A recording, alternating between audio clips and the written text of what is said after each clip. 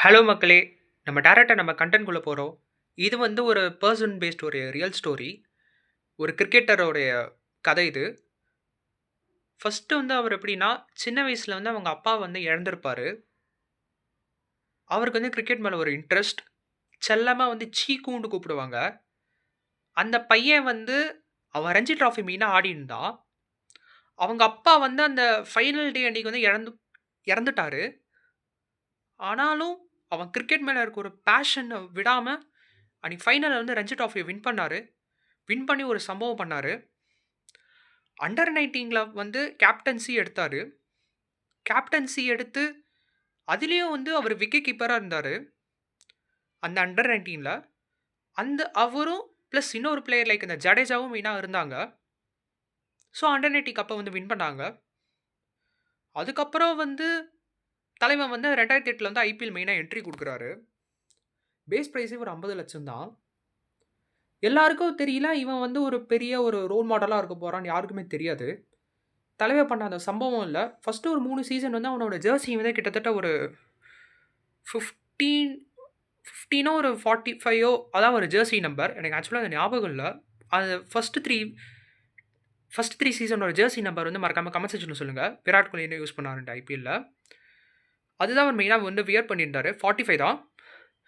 So அந்த Jersey wear பண்ணி ஒரு ஆவரேஜான ஒரு ஸ்கோர் தான் பண்ணாரு. தலைவனுக்கு வந்து ஒரு பீக் இயர் ஸ்டார்ட் ஆச்சு. 2011க்கு அப்புறம் தலைவன் வந்து பீக்ல இருந்தாரு. ஆடுற எல்லா நாக்ஸுமே சும்மா வேற லெவல்ல ஆடியிருந்தாரு.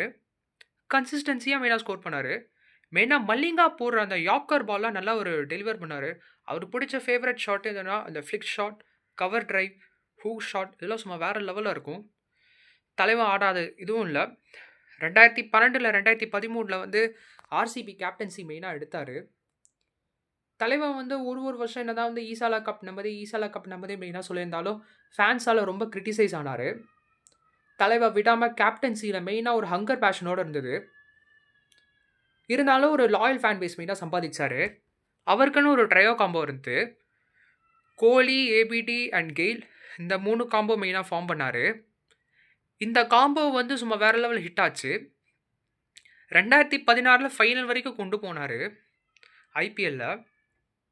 இவர் வந்து என்ன நெனச்சார்னா, கப் ஈஸியா ஜெயிச்சிடலான்னு பார்க்கும்போது, டேவிட் வார்னரோட சூப்பர் கிளாஸ் நாக்கால அண்ட் பென் கட்டினோட ஃபினிஷிங் நாக்கால எஸ்ஆர்எச் கிட்ட வந்து தோத்துட்டாங்க.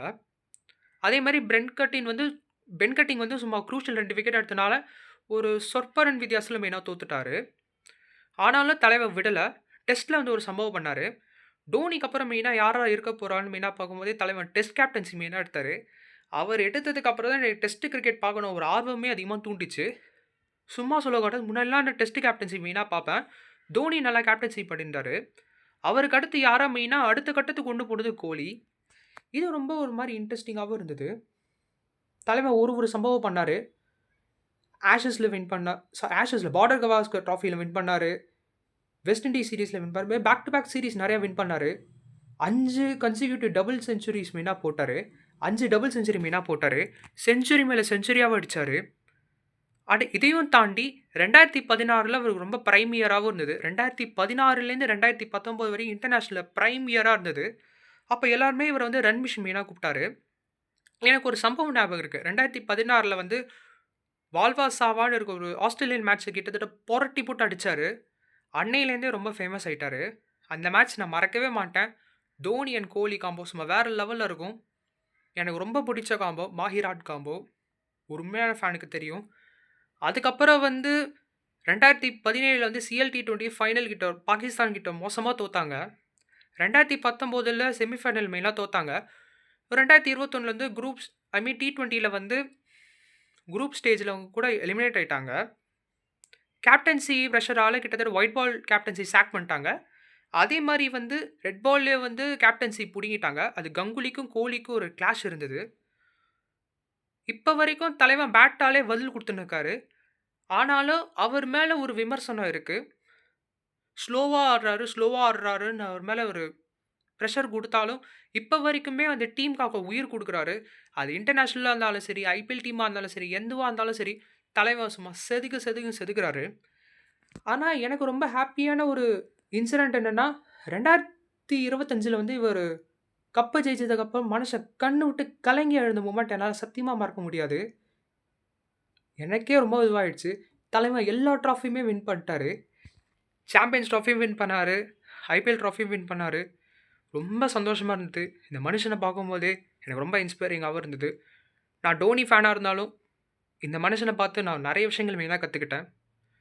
அது பேஷன் அண்ட் லாயல்டி.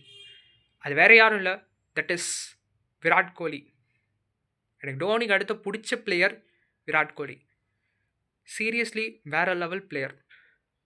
ஆனா 2024லயும் அவரு ஒரு இன்சிடென்ட்ல மெயினாவும் ஃபேஸ் பண்ணாரு. அது குவாலிஃபை ஆகாதனால ஜிடி கிட்ட ஆர்ஆர் கிட்ட தோத்து ரொம்ப ஒரு அசிங்கமா வந்து குவாலிஃபைல தோத்ததுக்கு ரொம்ப ட்ரால் பண்ணாங்க. அதே மாரி 2025லயும் வந்து இந்த மாரி ஆர்சிபி ஒரு இன்சிடென்ட் பண்ணது அதுலயும் ட்ரால் ஆனாரு. என்னதான் இருந்தாலும் தலைவன் பேட்டால பதில் சொல்லிக்கிட்டே இருக்காரு. இனிமேலும் சொல்லுவாரு. கடைசி வரைக்கும் சொல்லிக்கிட்டே இருப்பார்.